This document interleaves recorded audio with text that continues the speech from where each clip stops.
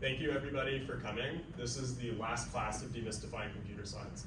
So what I wanted to do today is basically walk around the entire classroom on all the boards, to write out everything that we did and review it, and then ask if there are any questions. And then we're going to talk about what we missed and a little bit of history to fill in some of the context around what we learned this quarter, and then some parting points. So to begin with, week one, we started talking about something called abstraction. And abstraction at a very, very high level is this idea where you take really complex systems and you put a box around it. And you just think about what they do and not how they work. And that's super fundamental to everything in computing, and it's the only way we could possibly begin to crack apart how these computers work. So the first piece of abstraction we looked at was the von Neumann model. And I hope that's ringing a bell because it's come up many, many times throughout the class. So starting with week one, the von Neumann model essentially said a computer at its core takes input, does some stuff, and produces output. And what's happening here, the main parts are there's a CPU and memory, which we later learned was RAM. That's connected by a bus in some way, or an information highway. And we also wrote in the CPU the key parts were the control unit, which are right here, and then an ALU, which we'll recall the ALU is how you actually do operations, and the control unit makes everything happen. So once we established that we had the von Neumann model, we had a goal in mind, something to work toward together. And as a part of that, we saw that there is several steps to get up to the working computer. The very first one was bits. The idea being, on our computers, we want to have data and we want to do something useful with it, but before we even begin to think about how to do stuff with that data, we need to know how to represent it on a computer. So we defined what a bit is. Essentially, it's just a 1 or a 0. And we talked a little bit about how to represent a bit on a computer. We started by observing that you could represent it with a light bulb. You just need a system that has two states, on or off. But in actuality, we use voltage, this principle from physics. So if you have voltage over time, and the voltage, which is continuous, so I will write the voltage without lifting up my pen, oscillates over time, what we could do is draw a threshold and say anything above the threshold is a 1 and anything below the threshold is a 0. And then once we established what a bit is, we talked about some data that we might want to represent together and how to represent it with bits. So the data we looked at was stuff like numbers, or in our case, binary numbers, because it's all ones and zeros, words. And this is what we called strings. This is sequences of characters. We also looked at video. And as a part of video, we looked at pictures. And we saw what RGB is and how to represent essentially the data that you might want on a computer. The example we used was a Zoom call with closed captioning. So now we filled in this very, very beginning part, which was bits, the foundation of what we're working toward. And we moved on to week 2. Once we have the data, we want to do useful stuff with it. And that useful stuff, the manipulations, is enabled by logic gates. So now moving over here, we talked about how do you put input bits, manipulate with logic gates, and then get output. We had 3 main logic gates that we talked about. That was the NOT gate, which we represented with a triangle and then a little circle, or just a little circle for shorthand. We talked about the OR gate, which takes 2 bits or more and then outputs a value. And we finally talked about, this is an AND gate, excuse me. The OR gate curves a little bit like that. That's better. And then finally an AND gate. To summarize what these gates do, we use something called the truth table. And a logic gate is uniquely defined by its truth table. You get the input, and then it does an output. It's a one-to-one mapping. So for the NOT gate, if you had an input of 1, what do you get out? Yeah, 0. Out. And if you had an input of 0, yeah. And then for OR, if you had 0, 0, that would be 0. And then if anything is a 1, we output a 1. So 0, 1, 1, 0, or 1, 1 is all 1. And then finally for the AND gate, it's kind of like the opposite of OR in a sense. So 0, 0 is a 0, 0, 1 is a 0, 1, 0 is a 0, and then 1, 1 is a 1. Basically the rule for AND being all the bits have to be 1 for you to output a 1. Once we solved these really, really basic ingredients, if you read the notes, and I think I might have mentioned this in class, this is a universal gate set, which means these are the only gates we need to essentially express all the logic we could ever ask for. Any truth table you could come up with, you can find a circuit for it. And similarly, any circuit you write down, you can get a truth table. So the next thing we did was we said, okay, how do you go about taking a circuit and then recovering the truth table from it? So we came up with a circuit together in class, and this is just some arbitrary circuit I'm drawing now.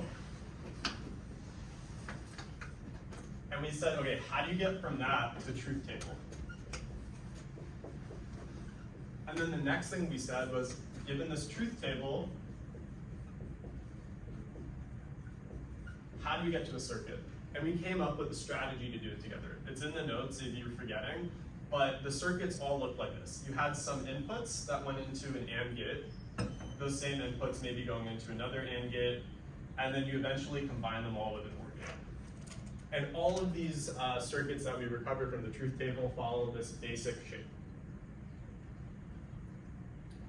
After talking about all of this, we then mentioned what transistors are. We didn't go deeply into them for time, but essentially today, these logic gates are built with transistors. And we also mentioned something called Moore's law. We drew this graph and said the number of transistors on an integrated circuit, or the number of transistors in your computer, is doubling every year. So if you have transistors over time, it would look like that, exponential. So let's say transistor, time, and Moore's law. Awesome. Great. And we keep going. The next thing was memory. We have, I'm going to go all the way back over here to write it down, but we have our bits, which is how to represent our data, our logic gates, which is how to manipulate it, and now we have a way to store it. Because once we do useful work, we want to be able to access it again. And we talked a lot about memory. The first thing we did was we mentioned flip-flops. Flip-flops was their strategy to store one bit of information. And we spent an entire class explaining how they work. But let's forget the details and just talk about the interface, or the abstraction of a flip-flop. You have one port for the data, one port for a write signal, and then one port for an output signal. And our whole idea was when the W port goes from a 0 to a 1, or in our case, our implementation, we said from a 1 to a 0, the point is when the W flips, the flip-flop holds the value of the data. And that way, there's a bit in this flip-flop, and it's just always going to be there if we need to access it. We built the flip-flop from logic gates, incrementally. And then we said, okay, now we have an ability to store one bit. What if we want to store many bits? And this was this idea of a register. And a register worked super similarly to a flip-flop. In fact, the abstraction we wrote down was exactly the same, but instead of one bit, we just wrote n bits. Because all a register is a couple flip-flops. And so in that sense, we go from logic gates to flip-flops to registers, really, really easily. Then, after registers, we said, okay, that's the memory on a circuit, but what about RAM? What about the memory that we talk about in our computers? RAM was random access memory, and we talked about how programmers think of it as just a giant long array, or a giant long list like this, with a bunch of cells, and each cell has an address. And if you're given the address, you can just randomly jump to that address, and that's what makes it random access. This is the main memory of the computer. And then finally, we talked about this thing called persistent storage.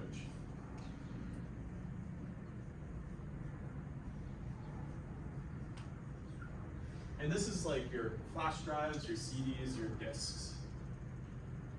And so if something doesn't fit here, you're going to go all the way to your persistent storage and store it.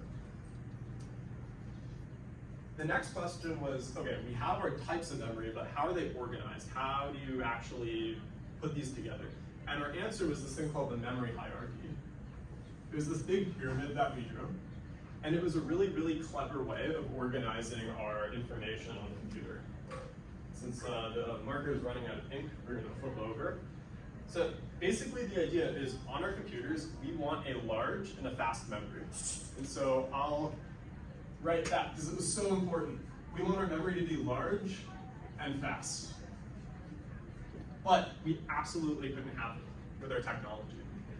Flip-flops are small, but they're really fast. Registers are a little bit bigger. There's more of those on a computer, so that's awesome, and they're pretty fast, but there's not enough of them to store all our data. And then RAM is even bigger, but it's slower. And persistent storage is huge, but it's really, really slow. So we have these two forces at odds with each other, size and speed. How do you get the best of both worlds? You have an illusion. And the illusion is you stack all the memory like this, and you try to store the data up here. And if you can't, you keep going down the pyramid. And then when you need something down here, you bring it up to the top. And you bring it up to the top because you're sure that you're going to access that pretty soon. So to be more concrete, we have our registers up here. We have our RAM over here. And then persistent storage is lower. But it's not exactly like that. It's more complicated, as all things are. So we observed that there's actually two different types of RAM, SRAM and DRAM. And SRAM is like divided up even further to make this pyramid even bigger. So you have SRAM, say 1, SRAM 2, SRAM 3, and then you have DRAM, and then you might have persistent storage down here. You put your data up here, and you keep trickling down and bring it up as needed. And that works really, really well. And the reason that works well was because of this idea called locality. We talked about temporal locality and spatial locality. If I'm using data, temporal locality says I'm probably going to use that data nearly in the future. If I'm using data, spatial locality says I'm probably going to use data really close to me. But this doesn't always work. Because this is an illusion, sometimes you're going to need something down here, and that will be really, really slow to get it. Are there any questions about weeks 1, 2, or 3? Sasha? So are the logic gates like what would be in the ALU? Kind of is what you're trying to express? Yeah, exactly. So logic gates represent logic and operations. ALU is the arithmetic logic unit. These parts are ultimately built with logic gates. Okay. And is the SRAM like faster than DRAM? Yes. So it's higher up? Yes, but it's more expensive and it's smaller. We have less capacity for it. Okay. And sorry, last question. Initially, how do you know what goes into each place in memory? It's a great question. That's a really, really hard question. There's a lot of details involved in that, but at a high level, the data you're currently working with, so if you're adding numbers or if you're subtracting numbers, doing anything with them will be in your registers. And then you're running a program, and the program is doing some stuff. It'll be cached in SRAM. Okay? Then DRAM is the main memory, so everything that's happening in your computer and currently running is going to be somewhere in SRAM or DRAM. And then anything like a file or an image or stuff that's not currently running will be in your persistent storage. Okay. If you have our bits, this is how to represent data. If you have our logic gates, this is how to manipulate data.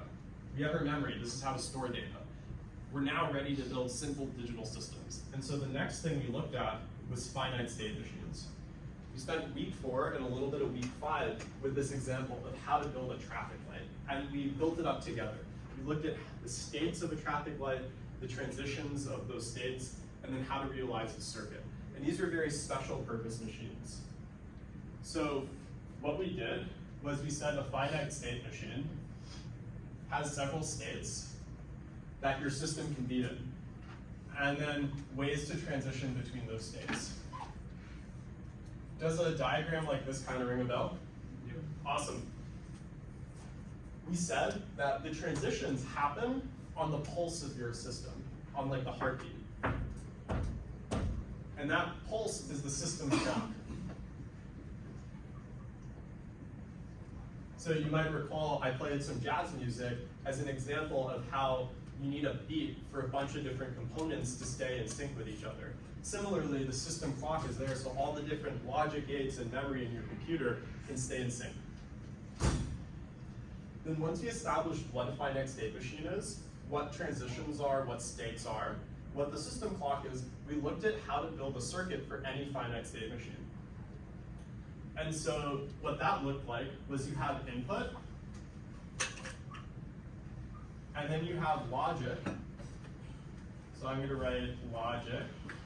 And this logic tells you how to get to the next state and what your output should be. So you have your output, and then we had a little loop going into some memory. This memory stores your states and then connects back to your input. The input was whatever input to your system is and the current state. So input to system, current state, you have some logic, you get your output, and you update your state. And that way you can go around this diagram, but in harder. And although this looked pretty high level, we already know how to do all of it. We knew how to represent input, we knew how to do logic because of the logic gates we talked about. We know how to represent output. We know how to do memory, it was all this stuff.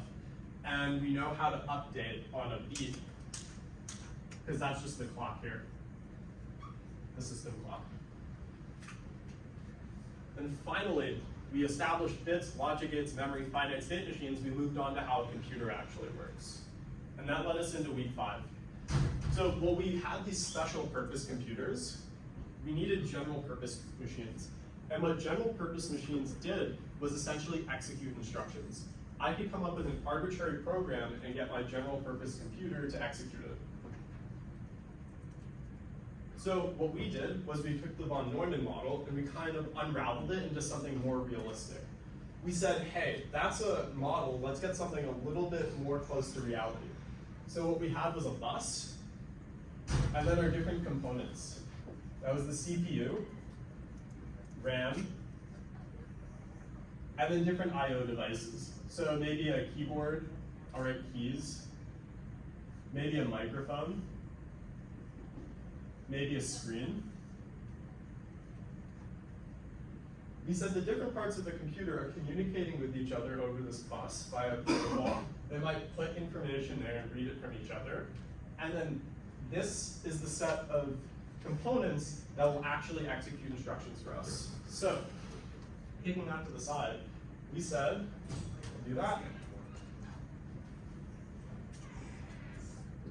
Instructions live in RAM. This was really important, a stored program computer, where the instructions are stored in our memory.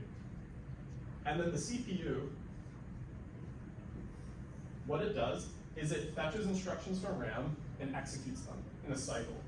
So just to review really quickly, we went into this detail. The CPU has registers, and this is where it's storing the data that it's currently working with. And it has two very special registers. So the first was the instruction pointer. The instruction pointer is pointing at the next instruction to execute in RAM. And then finally, the instruction register, which is where you're storing the current instruction. It also has an ALU and a control unit. we talked a lot about the control unit and what's actually happening. And we saw that there's 4 or 5 main steps to the control unit. So let me write those out as a refresher. We have the fetch, decode, execute, write back. I wrote 2 W's, and repeat stages.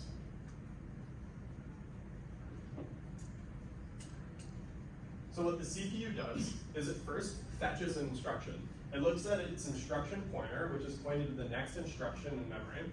It says, okay, that's what I want to do next. Grabs it, puts it in its instruction register. Then it decodes what you need to do. There are a bunch of different types of instructions, so you need to set up your system to execute it. It sends it to the ALU to actually execute the instruction. And then you might have some data you want to store in memory, so you write it back to memory, and you repeat. You go to the next instruction, and you do the same cycle all over again. And in that sense, we have a machine that can execute instructions, which is a general computer, which is exactly what we're holding in front of all of ourselves. And why did we bother with everything over here? It's because now we understand every component of this. We know how RAM works. We know how input-output works and how to represent data. We know how logic works, so we kind of have an understanding of how you might go about building some ALU operations. The control unit was just a finite state machine, and we have an understanding of how to build that up. The instruction pointer, the instruction register, and the register file are all registers, and we got a really deep understanding of how to store those bits. And so we know all of this stuff. Now that we have a machine that can execute instructions, we started to move up in the class. We answered, how does a computer work? The next question was like, what can we do on a computer? How can we actually use this here? And that brought us to week 6 stuff. So the first thing we did was we talked about different types of languages. We had high-level human programming languages. Programming is a super long word. Oh my God. And that was stuff like C, C++, Python, Java. We did not go into detail about how any of these work. A lot of you have experience with it, and if you want, there's 1,000 resources online that you can learn from. What we then looked at was something called machine instructions. So machine instructions. Human-level programming languages are great for humans, but how could you possibly run Python code, which looks like English, on a computer? We have no mechanism for that. What we do have a mechanism for is running bits, binary, 1s and 0s on a computer. And so we looked in detail what machine instructions look like. We talked about the jump instruction, add instruction, subtract instruction, stuff like that. We mentioned very high level a few key terms, and these are really important to keep in mind if you ever want to learn about this. We talked about something called an ISA, and then RISC, and CISC. The ISA is the instruction set architecture. That's the interface that people write instructions to interact with the hardware. The ISA is the language of the hardware, and it's specific to different computers. RISC stands for Reduced Instruction Set Computer. And so it was this idea that your instructions that you run on a computer are very limited. There's not a lot of them. And that allows us to run more instructions on a computer faster, even though it's less expressive. And then finally, we have CISC, which is Complex Instruction Set Computer. And this is an instruction set architecture that has much more complicated instructions. It's 2 competing ideas. A very famous example of CISC would be x86. And if you ever take a class at UCLA, like CS33, and I'll mention a little bit more about this in a bit, you'll learn a lot about different instruction set architectures, and you can get experience with them. So we have what we write, and we have what the computer writes, but we need a way to get from here to here. And that was this idea of compilation and assembly. So you start with a human level program, you get to this intermediate representation, and I'm going to write AS, but that's assembly for us. It's an abbreviation. And then finally, I'm going to write MI as just an abbreviation, machine instructions. So you write your programming language, and then a compiler takes your language and translates it to what is machine instructions, but in a human readable way. And then this other thing called an assembler takes that and turns it into ones and zeros. So that's your process. And many compilers will hide this intermediate stuff. You write your language, you call your compiler, it takes your program and just turns it into ones and zeros. And there's also some other steps in here, but we're going to ignore it for right now. Okay. Now we have a way to write languages, or write programs, write instructions, and we have a way to get it into a format that the computer can understand and execute. But we could do a ton of damage to our machines if we're not careful. So we have this thing called the operating system that we very briefly mentioned. And the operating system is super, super important and helps make sure that everything is safe. So at a high level, the OS does resource management. And I'll write that because it's very, very important.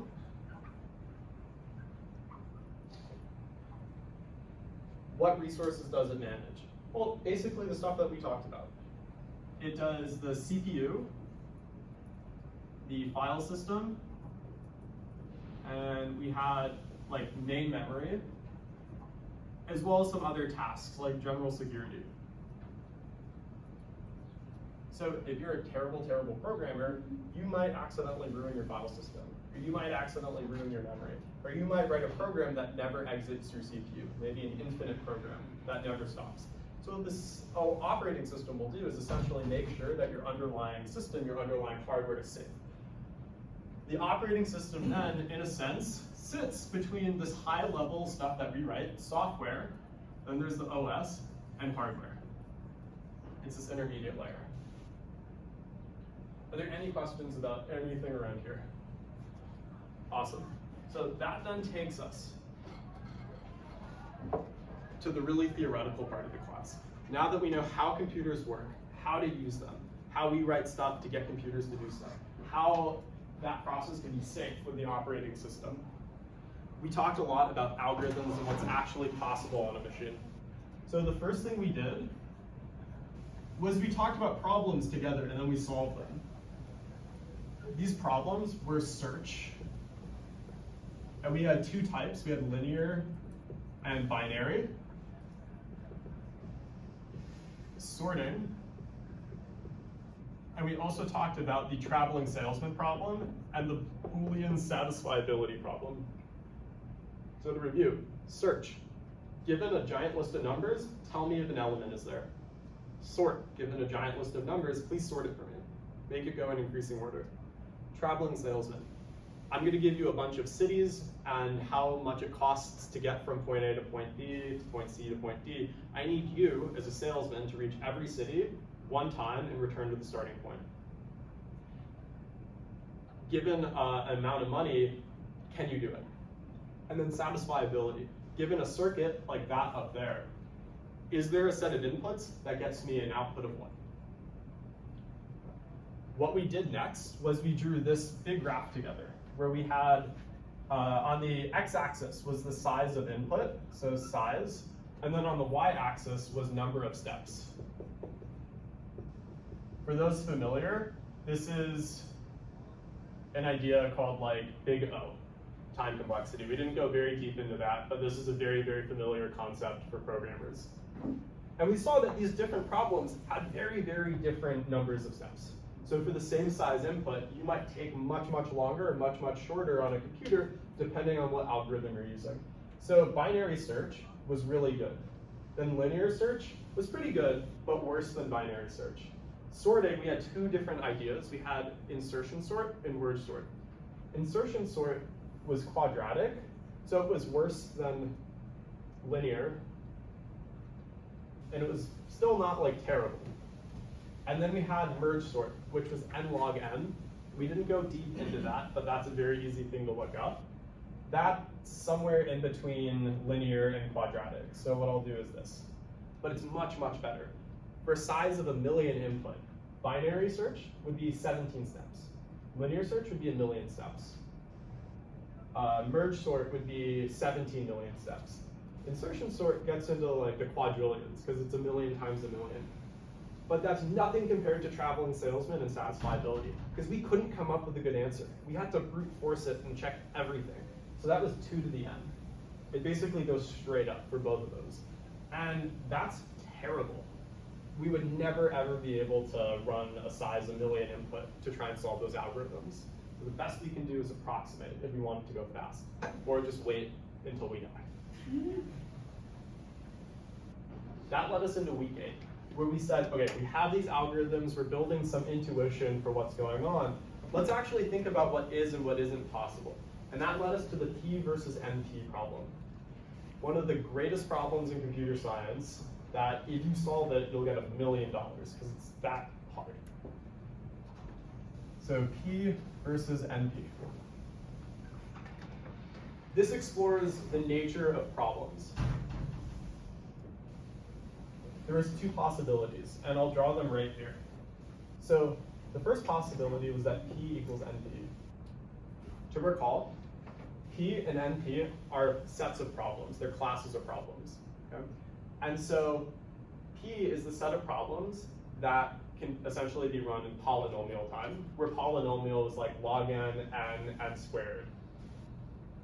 These are problems that can be solved really, really quickly, where quickly means polynomial, and verified really quickly as well. So if P equals, okay, let's ignore that actually for a second. We observe that search, sort, these are P. We can solve them fast, and we can verify the solution is fast. So these exist in P. But then we also have these problems TST and SAT. We can verify those solutions really quickly. It's really easy to run an input through a circuit. But we saw that we couldn't solve them fast. So that's the difference. We can solve these fast and verify them quickly. We can verify these quickly, but we don't know how to solve them fast. The thing is, it's never been proven that you can't solve these ones fast. So there's 2 possibilities. If P doesn't equal NP, then there actually is something different about the traveling salesman problem and satisfiability. It actually is the case that these can't be solved as fast. So I'll call this NP. But if it's possible to find a really efficient solution, then in reality, what's true is that P equals NP. And if you can verify the solution of a problem, then you can solve it really quickly. Sorry, if you can verify the solution quickly, then you can solve the problem quickly. Why do we know that if you can solve one of these, you actually get that P equals NP?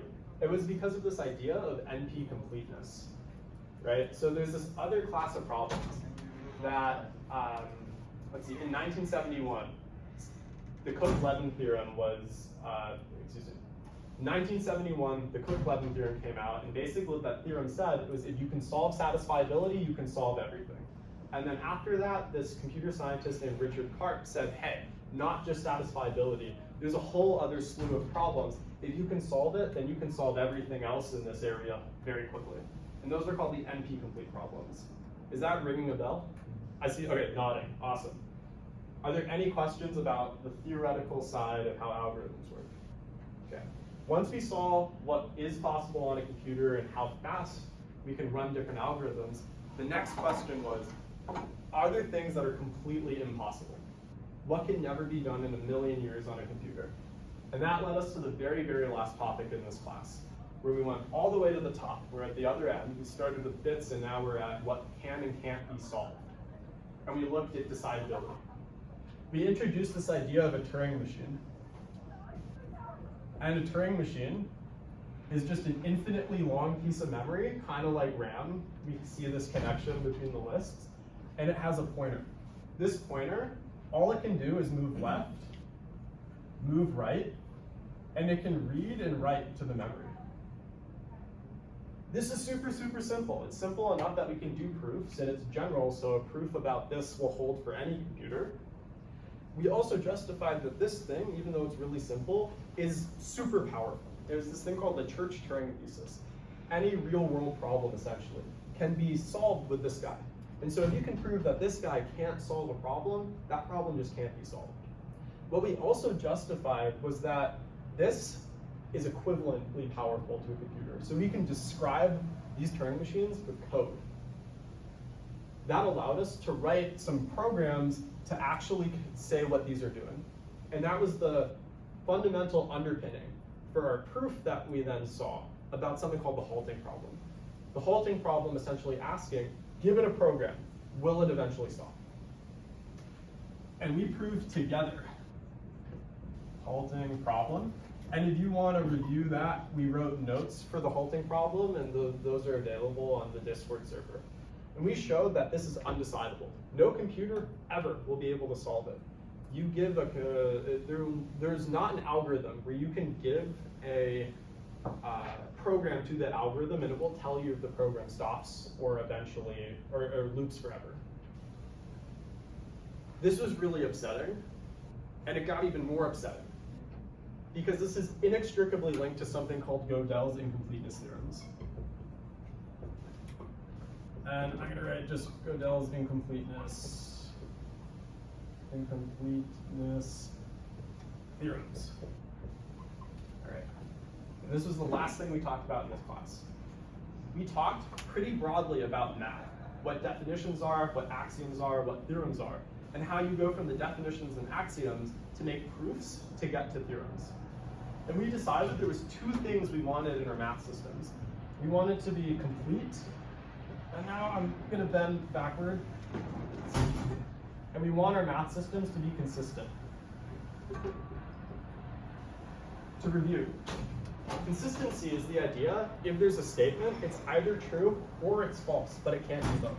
For example, the Pythagorean theorem is true.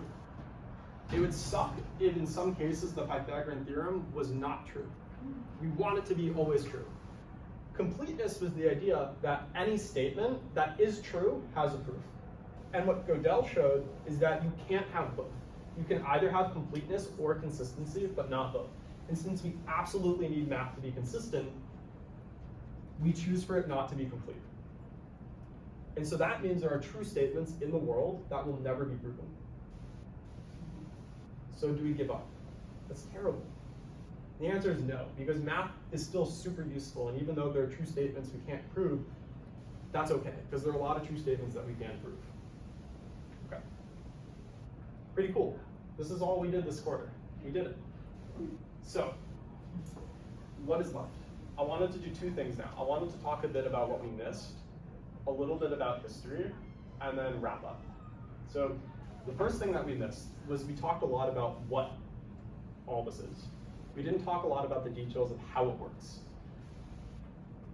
That you could spend 4 years doing a degree about. We don't have time for that. And so I want everyone to keep in mind, yes, we have this pretty high level idea of what an operating system is, what a compiler is, what memory is, but we don't know the details of that. We can learn the details of that, and I hope that this is a starting point for people to go off and seek out those details. More stuff.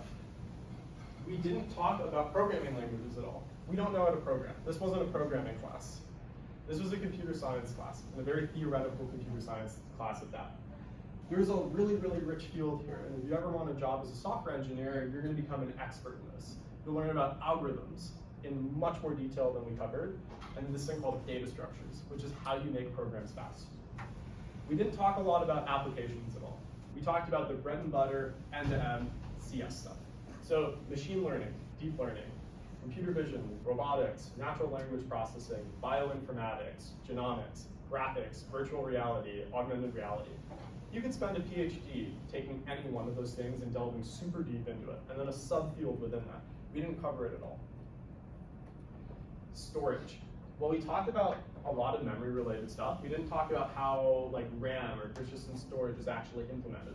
There's a whole field of research called databases, and we didn't even cover it. That's okay.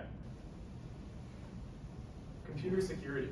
We mentioned super briefly that the operating system is responsible for security on our machines. But computer security is this really, really vast field. How to make our system safe. And when we connect to the internet, how do you protect yourself from attackers? And a part of that is cryptography. Another super, super important topic. The faculty advisor for this class, Mit Sahai, is someone who does cryptography research. And so, and there are many people at UCLA who work on it. That's pretty related to the theoretical stuff we do here. Cryptography is about how do you protect your data and prevent attackers from reading it. And it's really, really math intensive. One could spend, again, a PhD on that topic. We didn't talk about modern hardware. So GPUs, for example, which is what's used for machine learning. We didn't go into that at all. And finally, and I feel really bad about this, we didn't get to talk about more powerful forms of computing. This is the third major question in this class. If we had an extra lecture, what we would do is we would look at how the internet works.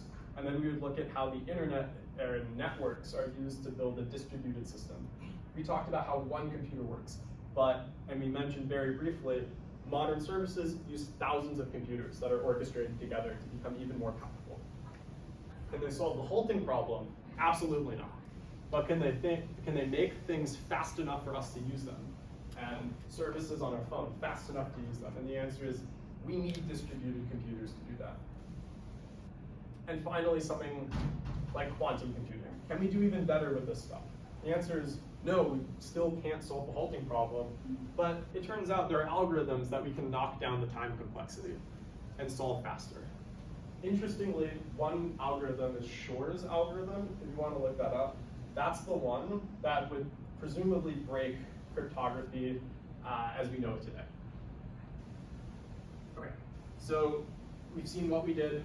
We got an idea of what we missed. There's a lot of other stuff we missed, but again, that's okay.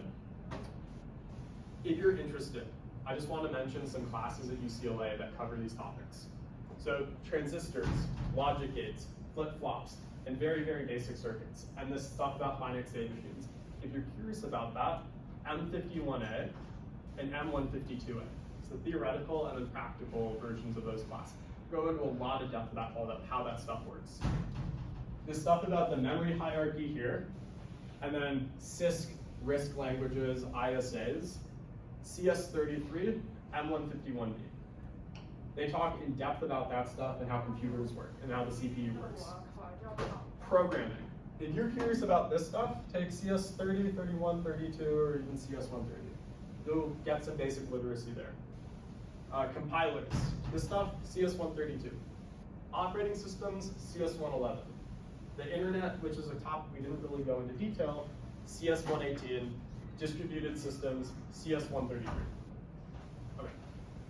Probably not going to remember that, but I wanted to mention it. If you are curious about any of these topics, please send me an email, send me a message on the Discord. I'd be happy to point some resources out and give some pointers on where to look.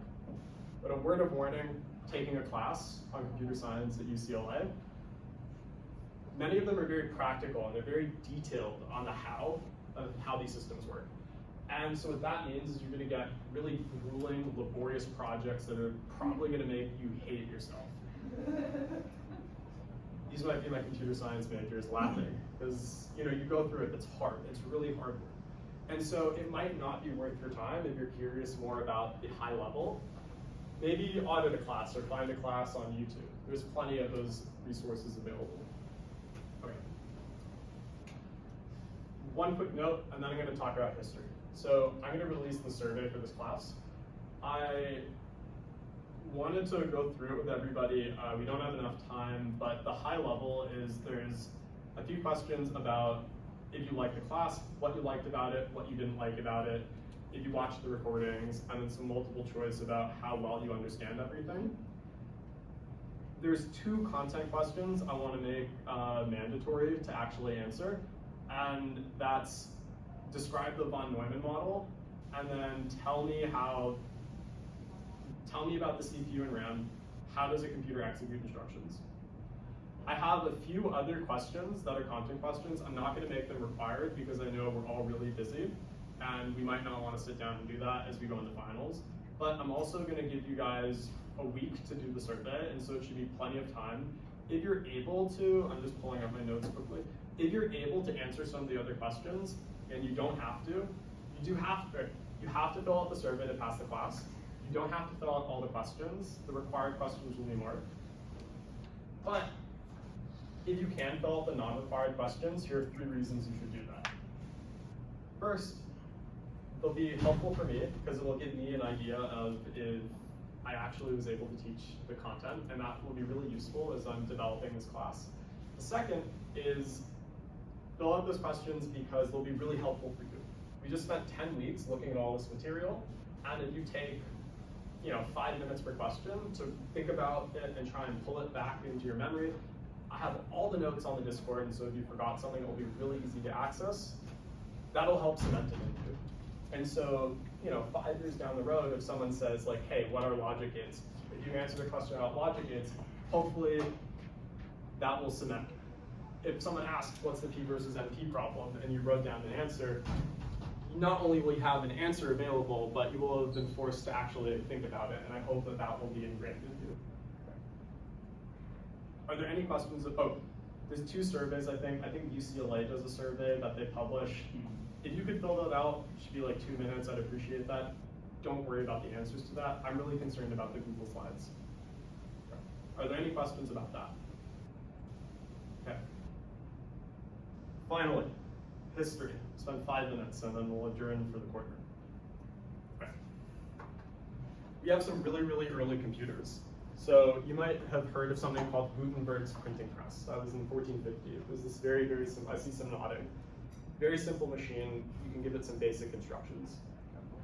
Jacquard's loom is one of the early examples of a machine that you can program, and they had punched cards. We have instructions that we write on your computer.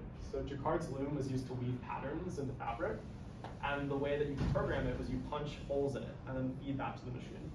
It was 1810, roughly. Then in the 1820s, there's this guy, Charles Babbage, who has this idea called the difference engine, and then the analytical engine.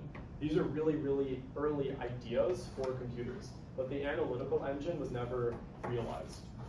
I wanted to mention him because there was also this really cool person, Ada Lovelace. If you have a chance to look her up, and I'll publish this on the Discord for you guys to reference. She wrote programs for this analytical engine. So she came up with a lot of the ideas for programming before computers were ever invented. Just kind of cool. Okay, now, we're in the 1900s. The very early 1900s, this guy, David Hilbert, he was a mathematician, published a bunch of questions to the International Congress of Mathematics to guide mathematical thought through the 1900s. Among these questions David Hilbert asked were 3 ones that are relevant to us. He asked, is math complete? Is math consistent? And is math decidable? What the latter means, given a statement, is there an algorithm to say whether it's true or false? In 1931, Kurt Gödel says, hey, I have an answer to the first 2 questions. It's not complete and consistent, it's one or the other. And then in 1936, Alan Turing comes forward and is like, oh yeah, also it's not decidable, check it out. You can't solve the whole thing problem. Problem solved. That's 1936. It's not too long ago. Comes up with the idea of the Turing machine and the proof for this. Okay? Then, after the 1930s, we're in the 1940s, we got some very early examples of very famous computers. We have in 1943 to 1945, if you've ever seen The Imitation Game, that's that movie with Benedict Cumberbatch about British code breakers and how they built the Colossus computers to crack I think it was like Enigma cipher. 1944, there's this computer called the EDVAC. And that was super vital because it had this idea in it of a stored program computer. So the EDVAC was by von Neumann. And these ideas of the EDVAC propagate to machines to today. Then there's the ENIAC in 1946, which was a programmable electric digital general purpose computer. If you've seen pictures of way back when computers that would span entire rooms and warehouses but are less powerful than our phones. So what we've seen is like early machines, theoretical CS, and then some very, very basic computers. And now let's just mention some of the milestones in this class. In 1947, the transistor was invented. Super important, the guys who made it won the Nobel Prize. That laid the foundation for how we build our machines today. That's 1947. For perspective, my grandpa, who's alive today, was born in 1945. 1951, Grace Murray Hopper invents like the first compiler. So that's this thing here we talked about. In 1959, we get integrated circuits. And don't remember these dates, just remember roughly the timeline. To transistors, to compilers, to integrated circuits. We're in the 1950s at this point. This is really recent. It's crazy how recent this is. And then in 1950, we have the Turing test for AI, which you don't really need to know, but kind of an interesting thing is that whole idea came up in 1950, and I'm pretty sure it's fooling people today, which is crazy to think about. All right, and then a few more things. 1960s, this professor, George Forsyth, invented the term, or coined the term, computer science. The term for computer science was 1960. I'm pretty sure some of your parents were born before that. Right, so this is like really recent stuff. There's a tremendous amount of material we covered. It just happened. Okay. In the 1960s, the ARPANET, which is the precursor to the internet, was invented. Going into the 1970s, the Unix operating system. So this is a very, very early and very foundational operating system. And the C language was developed by Dennis Ritchie and Ken Thompson. Why are we mentioning specifically Unix and C? It's because many languages today and many features of operating systems today model after those. So what have we seen so far? We've seen early computers, the theoretical CS stuff happened basically in the 30s. Some early computers happened in the 1940s. We get transistors, integrated circuits, compilers, operating systems, the internet, and then there's more and more history. What I wanted to mention is basically 1980s, we get Steve Jobs, Steve Wozniak, and a boom in personal computing. And so this thing that was really theoretical and mostly limited to academics and the government in the 1960s and before is now coming into the pockets of people and coming into the homes of people. And we get stuff like the internet and distributed computing, but we're not going to talk about that right now. And the reason is partly because we're out of time, but then also we've seen a lot of it happen, right? I think some of us were born in the late 90s. I was born in 2000. And we've seen this tremendous growth in computing over time. I had a flip phone when I was a kid, for example. But now our iPhones are more powerful than the first computers that were built in the 40s. You've seen the internet become fast. I don't know if you remember, but you used to not be able to stream video, and now you can.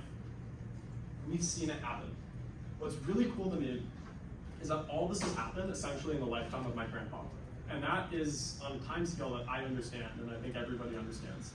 So we've spent about 10 weeks demystifying computer science together, and we've done a lot, and you can look around and we see basically everything we've done. But there's so much more. In such a small amount of time, we've basically, as a population, come up with a lifetime plus of information and beautiful content to go sort through. So we've demystified some of it. You could spend some more time demystifying it, and I hope this is a starting point to go seek out some more information. Thank you everyone for a wonderful quarter, and I'll be here for questions.